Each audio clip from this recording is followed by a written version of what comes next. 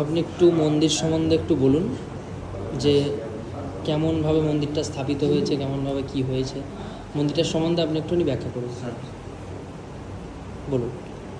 এটা যেটা দেখছেন, এটা মা হচ্ছে স্বয়ম্ভু শিলা। বীরভূমে যে 5টা শক্তিপীঠ আছে, মা মণিমা এখানে এসছেন। মা মণিমা এসছেন একটা শক্তিপীঠে। এখানে এসে তিনি হোম কেয়ার সব কিছু করলেন। তো এখানে মায়ের অধর ওষ্ঠ পড়েছিল, নিচের ঠোঁট পড়ার পর মা স্বয়ম্ভু শিলায় রূপান্তরিত হয়। এটা যেটা দেখছেন একটা স্বয়ম্ভু শিলা। মায়ের ওপর মায়ের ওপর রোজ তেল আর সিঁদুর মাখানো হয়, ওই জন্য দেখতে লাল। আচ্ছা আর এই মন্দির নির্মাণ করে গিয়েছিলেন যাদুলাল বন্দ্যোপাধ্যায়, উনি লাভপুরের জমিদার ছিলেন। আচ্ছা আর ওনার কৃতিত্বই মানে এই মন্দির স্থাপিত হয়েছিলেন। এর আগে দুটো মন্দির ছিল গম্বুজ আকারে, সেই দুটো নষ্ট হয়ে যাওয়ার পরে এই মন্দিরটা হচ্ছে 3 নম্বর মন্দির।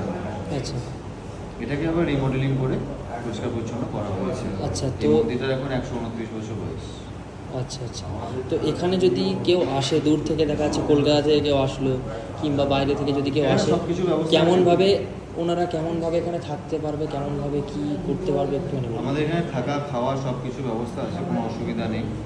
যে যদি কেউ কলকাতা থেকে আসে, তার থেকেও দূর থেকে আসে, সেক্ষেত্রে এখানে থাকা খাওয়া সব কিছু ব্যবস্থা আছে, কোনো অসুবিধা নেই। তার কারণ হচ্ছে আমাদের মায়ের গেস্ট হাউস আছে, পাবলিক গেস্ট হাউসও আছে। অল্প পয়সার বিনিময়ে এখানে ভাড়াটা দেওয়া হয়।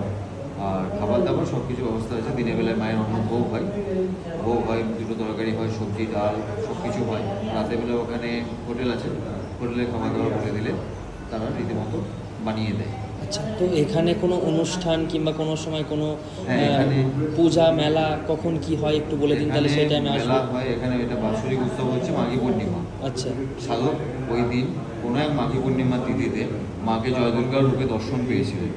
তো ওই দিনটাকেই আমাদের বাৎসরিক দিন হিসেবে ধরা হয়। মাঘী পূর্ণিমায় ওই মাঠটা আছে, মায়ের মাঠে প্রচুর মেলা বসে, প্রচুর ভক্ত সমাগম হয়, 1-1.5 লাখ ভক্ত আসে সেই দিন। মৎস্যব হয়, মানুষকে খাওয়ানো হয়, সব কিছু। মাঘী পূর্ণিমাটা হচ্ছে বাৎসরিক উৎসব। আচ্ছা আচ্ছা, তো আপনার সঙ্গে যোগাযোগ করলে কি এখানে সব হ্যাঁ, আমাদের সঙ্গে যোগাযোগ করলে কোনো অসুবিধা নেই। আচ্ছা, আমরা তো সব কিছু আপনার ব্যবস্থা করে দিতে পারবো। একদম একদম। ঠিক আছে। আচ্ছা, তো আপনার নাম্বারটা একটুখানি বলুন। আমার নাম্বার হচ্ছে 7602026164। ওকে, তো দাদার সঙ্গে সবাই যোগাযোগ করুন এবং এখানে আসুন, খুব সুন্দর জায়গা।